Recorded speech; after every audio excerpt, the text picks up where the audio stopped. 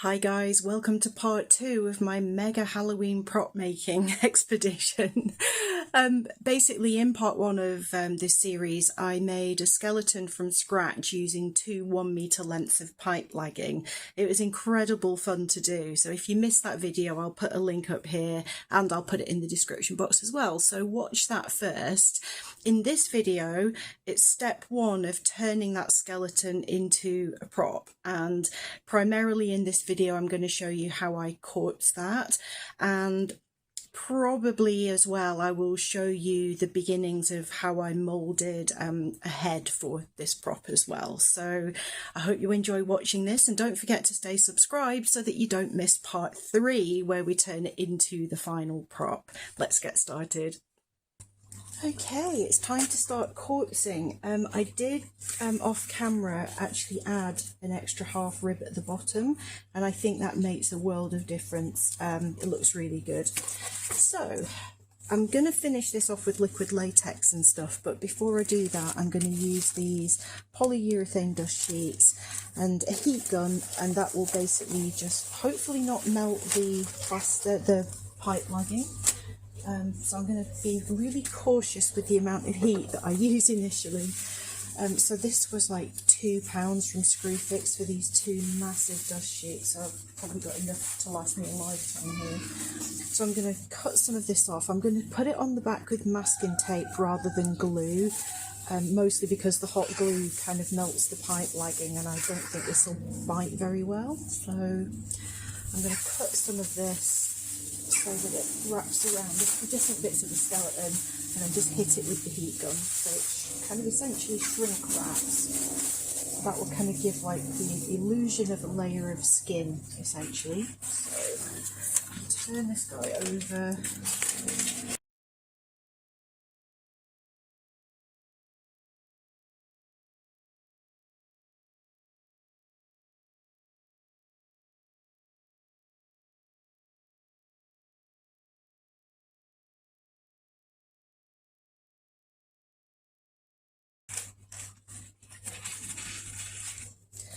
Right, here we go. I said I'm going to be super careful with the heat here because I don't want to melt the skeleton underneath. So I'm starting with the back so I can kind of get an idea of how much heat to hit this with. So hopefully this will work.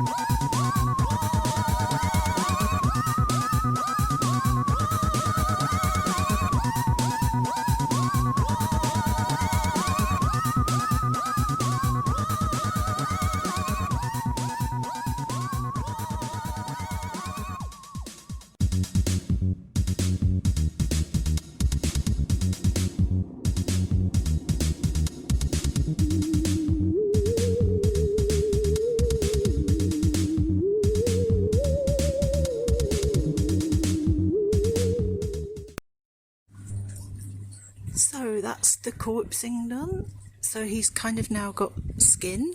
The fact the skin's breaking open in places is a good thing. This is a zombie, so he's starting to rot and break down. And yeah, that should look cool.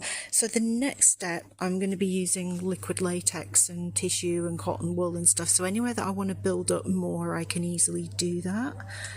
And I also need to work on the head. I think I have a plan now, so yeah. The next step involves getting very, very messy. If you're watching this video, you probably like things that are a little bit creepy, so I thought you might enjoy seeing this. We were doing some tidying up in the garden, pulled a few weeds out from the bit down the side of our house, and found this poor guy. I think he used to be a toad. Or a frog, but probably a toad, and I don't know how long he'd been there, but that's the skin on the top, so it's sort of mummified, but if you turn it over, it's still got the entire skeleton. All the meat has gone, probably been eaten by insects, poor thing, but this is so damn cool. I can't part with it. I can't bring myself to throw it away. I mean, the hip bones on a toad are so bizarre. But this reminds me of some of the little mummified fairies that Monster Tutorials put in frames a few years ago. I mean, this is just like the real thing. It's so, so cool.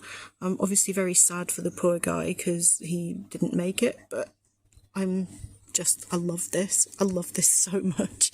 And the texture of the skin is pretty much exactly what I've just done on my corpse. So, yeah, I thought you'd enjoy seeing that. Now I'm going to go and thoroughly wash my hands. I've got a lot of sculpting work to do on this polystyrene head to make it work for this prop.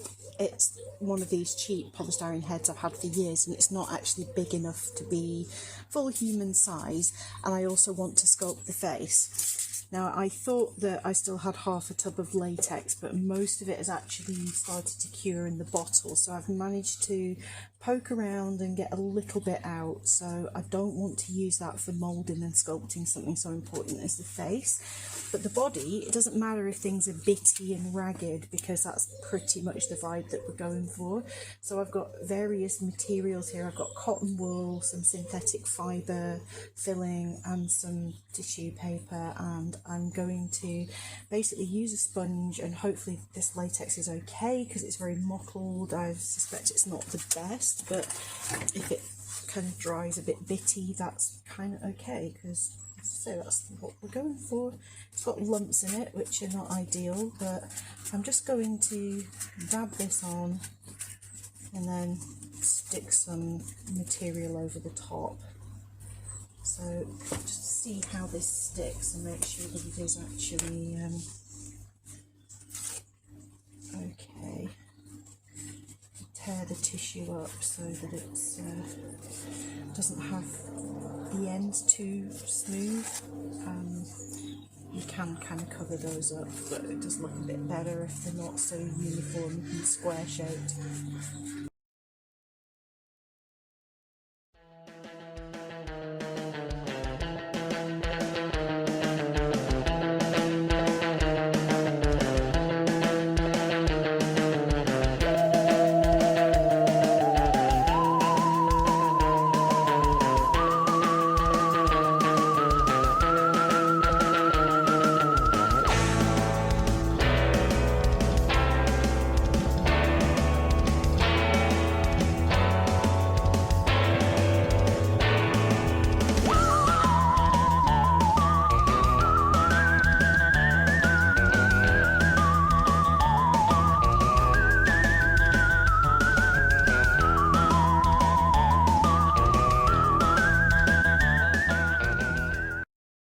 I've got all the liquid latex out of here that I'm going to be able to get out of here. There is a lot of kind of slightly damp, sludgy stuff in here. So with my barbecue skewer, I've been going in, scooping that out and just kind of dumping it on here because it'll look like chunks of flesh, and any latex that's on here now that dries will help when I go back over with another layer, which I'm definitely going to have to do. There was nowhere near enough to to finish one even small coat on here. I didn't quite get all the fingers done on this hand, so yeah, it's a shame, but latex doesn't keep once it's open, and I've had this a while. I should have checked the other day. So yeah, I'm just gonna leave this here for a few days because I can't order any latex yet. Hopefully after the weekend I will be able to get out and do a bit more. Updated on this, I now have a new bottle of latex, one that hopefully will work more efficiently, because the last one clearly had issues because basically it had more or less solidified and what was left had separated, so it just wasn't behaving how I expected it to. So I'm going to pour some out into this bowl.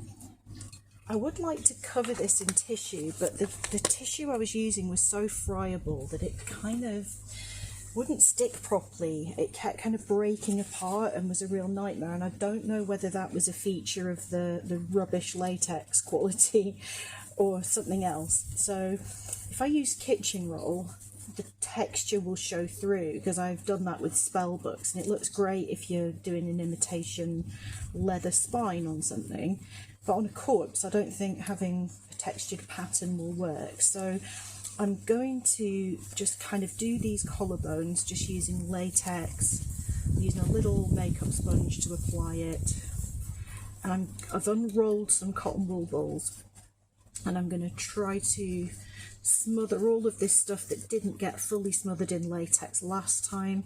This kind of nylon-y, fibery stuff, I didn't enjoy working with that. It just wasn't behaving.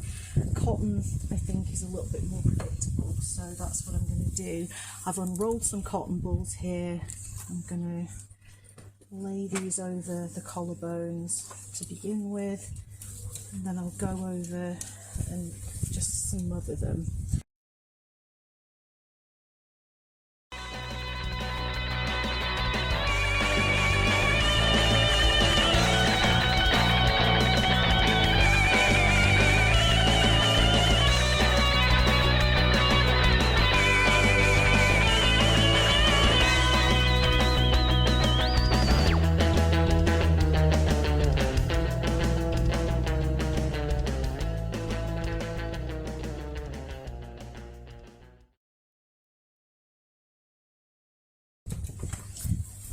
I'm just going to repeat that now. Okay, I'm done for today. I think that looks loads better. I was just using the cotton wool, soaking it in latex, and then kind of wetting my fingers with latex and just kind of moulding it around the ribs, and I think that looks better than the texture I had from that nylon filling that I tried. Any time that my latex was drying around the edge of my bowl, I just peeled it off and stuck it down so it's got bits of sinew. I've kind of gone around the arms and hands using tissue and latex just to kind of give the illusion of skin, and again sinewy bits that I've peeled out of the bowl. And then the bit at the bottom, just basically textured it a ton just by dabbing the sponge with latex on it over lots of tissue, mostly to hide the pattern in the tissue, but also this is a zombie, so the skin ain't going to be smooth. And this is still drying, but I've gone over all the fingers as well with the tissue to kind of make it look more skin-like. It was looking cool before, but it was looking too much kind of like a burned corpse or a rotten corpse or something. This is not that. This is supposed to be a zombie, so I wanted it to kind of... It still looks like he could do with a few meals, but I think once I get the head on, I think that's going to look cool. From a distance I noticed that this looks a bit like Dobby the house elf when I did it last time, but now that I've filled in the ribs a bit, it doesn't look quite so much like Dobby. So there we go. This is going to take a while to dry again because I've saturated that cotton wool, so I'm going to have to stick it on a spike and put it somewhere warm for a couple of days and let that all cure. So the next job I need to do is to work on my head, which I'm not going to do today because I've had enough. But yeah, next clip will be me working on the head, hopefully. Hey, Krusty. Krusty, I'm talking to you. Are you ready for a transformation? Are you ready for cosmetic surgery? I am. Let's go. Okay, so I'm going to make a start on the head for my zombie clown. All I have is this cheap polystyrene head, which I've had for years, and these are too small to be used as they are. So I measured my head just across this part, and I measured this as well, and it was like 2 inches or so, 2 inches, 5 centimetres too small essentially. And I realised that I had this bubble wrap. I've agonised over how to do this for so long, but I've realised that 2 layers of this bubble wrap pretty much bring that up to the right size. I'm going to remodel the entire face anyway using liquid latex paste, so I'm not worried about that part. That's all going to get extended. I'm going to bring the chin down and just bulk out the face a little bit. But I cut these down, and I figured the best way to stick this down was double-sided tape, so hopefully that'll work.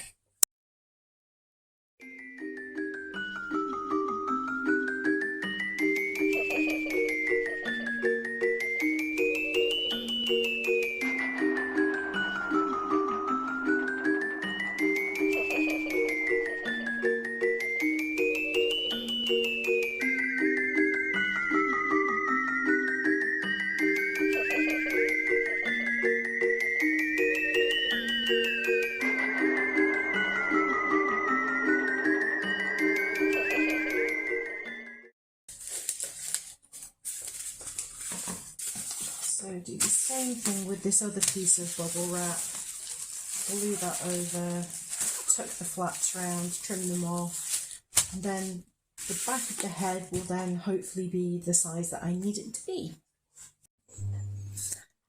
So there's 2 layers of bubble wrap all around the back of the head. I've measured the diameter of the head and it's now the same as mine.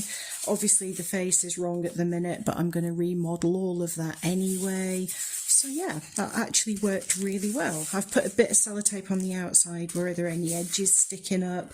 I will be going over all of this with latex anyway, so that's given it a good basis. So I'm really happy with how that turned out. Process very simply. I poured liquid latex into a bowl, then add baking flour. It can be any flour whatsoever, and just add it a little bit at a time and mix it really well in between each addition. And once you've got a consistency that is moldable, you can then just kind of dump it on your prop and spread it out. Now latex sticks to latex like you wouldn't believe, so the best way to kind of smooth things over is to dip your finger or your utensils in liquid latex. Then you can smooth over and mold it, and it doesn't stick to you quite as much. Obviously once it starts to dry it will do. So you can basically just kind of add all these different features. So I wanted surprised eyebrows, wrinkly forehead, prominent cheekbones, so you can just go over in layers and just use your finger dipped in latex. Here I'm building up some lips, and I'm going to stick on some comedy teeth, which I will trim down and make less comedy later on. I'm not really here to poke fun at people that can't afford dentistry. So yeah, just dip something in the latex and you can then mold and kind of score lines into it. And I've deliberately not smoothed it too much. I want this to have texture. I want it to look sort of slightly rotting, very old and ragged, and when I do the paint job I'm going to try to make sure it all looks quite weathered and gnarly really. So at this stage I can't build a chin because it would fall off, so it looks a bit strange right now, but I'm just going over all these different areas and kind of adding the sculpting. And then I wanted to make sure the entire head had a very thin layer of latex on it to dry, ready for the next step. What I've done here is I painted some eyes, which I'll explain about in a minute. I stuck those on with hot glue, and then to make eyelids I used cotton round like makeup removing pads and cut the center out to size, and then dip that in latex, and you can mold with cotton wool and tissue and latex no problem. Laid those over the cabochons to kind of make these sort of droopy eyelids. So that's pretty much the entire process that I then repeated for different parts of the head. And here's the first layer ready to dry.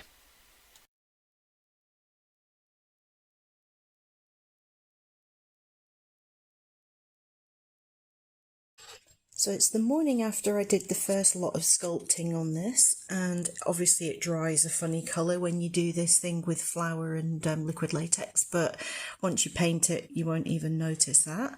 So I've got the wrinkly forehead that I was looking for and the kind of surprised eyes, which I'm going to be doing like a clown painting on. I've got the prominent cheekbones. They've sagged a little bit, but that's okay. Now the bottom looks weird at the minute because this polystyrene head is too small, and I also have a problem. I don't have any way of cutting the bottom, and at the moment the neck's too long. So the plan is to now build up the jawline so that the chin kind of comes down a bit lower, and then from there kind of add sinewy stuff coming down from the neck. So when I sit that on top of the torso, hopefully it'll blend in and not look too bad. So the way I'm going to keep it still, this is heavy now, there's a lot of stuff on the front, and this is just a lightweight polystyrene head, so I'm going to sit it inside the bowl like this so that I can build this up upside down, and hopefully that'll work. Quite pleased with the eyes. I didn't talk about those necessarily last night, I don't think. So these are glass cabochons, and I started off by using a bit of clear nail varnish and adding a small amount of blue mica powder. Once I'd let the blue bit dry, I've actually torn up bits of red yarn, which is a great hack for mimicking blood vessels. So I stuck those on and then painted white nail varnish on the back of that. So they're not perfect, but they're better than the eyes that I made the first time, which were terrible. So yeah, you're not going to see those from a distance anyway. So yeah, next job, build up the chin, and then possibly I might build up the top of the head a little bit as well.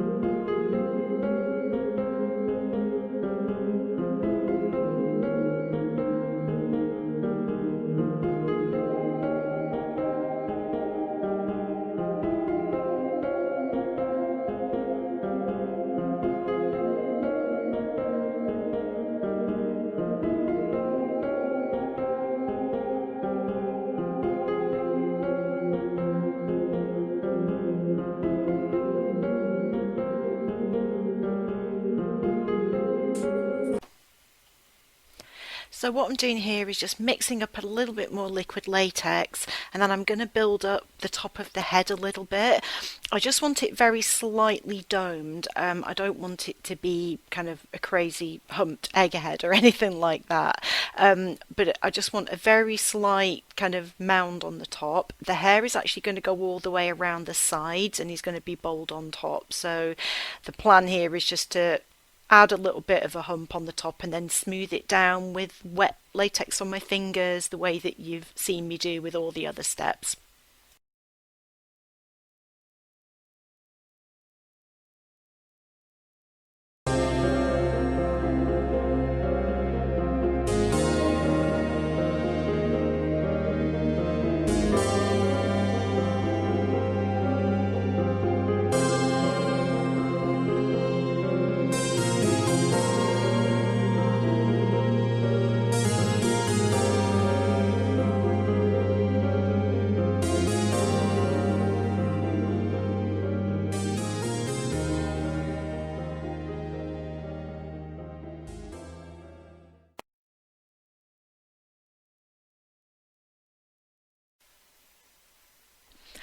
So here's the finished moulded face and the corpse skeleton, all ready for painting, which will be in part 3, the final part of this video series, where I'll show you how I did the paint job and all the finishing touches. So make sure you subscribe so you don't miss out on that video.